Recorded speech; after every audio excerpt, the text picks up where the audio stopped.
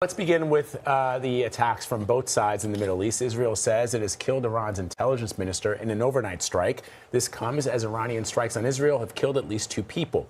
Tehran has vowed revenge for yesterday's killing of its security chief, Ali Larijani.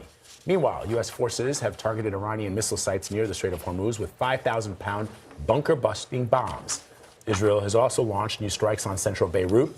Lebanon's health ministry says at least 10 people have been killed.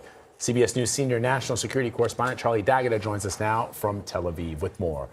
So, Charlie, break down what you know regarding Iran's retaliatory strikes against Israel. Yeah, Vlad, you know, I got to put this into perspective because we've been here since before this conflict began. And in the first week of the conflict, the Iranians were throwing everything at Israel of differing levels of munitions. But what we've seen in the past 24, 48 hours is kind of different because what the Iranians have been firing into Israel, not just here in Tel Aviv, but across Israel from north to south, are these longer range munitions, these missiles that come in, and they're cluster bombs. And it's extraordinary to see them coming in and also terrifying to see them coming in because even if they are intercepted at a very high level, what will happen after that is these bomblets rain down.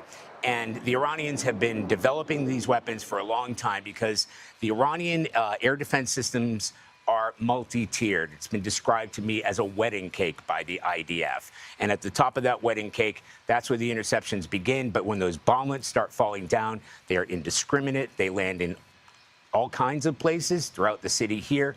They're not big enough to sort of take down a building, but they certainly are big enough to kill people and to hit apartments and to land in the street, and they spread terror. And what we've seen in the past 48 hours or so, an increase in the frequency and intensity of those particular munitions being fired at Israel. And Charlie, what do you think is the significance? What's the reason behind this shift in the weaponry, you think? And then how does Israel defend itself? We've heard about the Iron Dome, but how does it work, and does it work against these bomblets? Yeah, Adriana, you know, we've spoken about the Iron Dome a lot, and I think the Iron Dome has been considered a sort of collective for that layered system that we were talking about. And Iran, besides the fact that one of the main reasons that Israel entered this fight was not about Iran's nuclear weapons program, whatever. It was about the ballistic missile launches and to make sure that Iran wasn't capable of causing terror or death or destruction inside Israel. So for the past 3 weeks, they have been trying to take out the launchers, as the military calls it, try to take out the archers, not the arrows.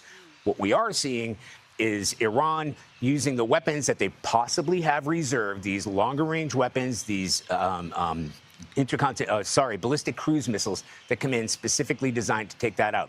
And when we talk about that tier, we went to the top of that tier and spoke to an IDF official who kind of walked us through the Arrow 3.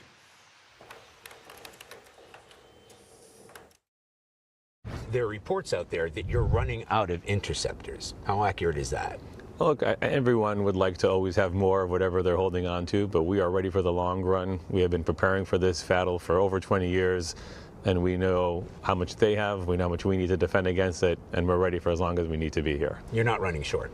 I'm very satisfied with what we're doing and how long we're going.